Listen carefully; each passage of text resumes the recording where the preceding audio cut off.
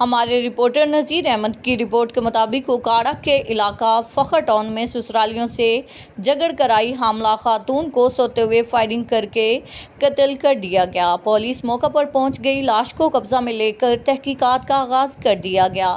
آپ کو ایک مرتبہ پھر بتاتے چلیں کہ اکاڑہ کے نوائی علاقے فخر ٹاؤن میں 24 سالہ حاملہ خاتون کو قتل کرنے کی لرزہ خیز واردات۔ خاتون سسرالیوں سے جھگڑ کر میکے آئی ہوئی تھی کہ رات کو سوتے ہوئے فائرنگ کر کے قتل کر دیا گیا۔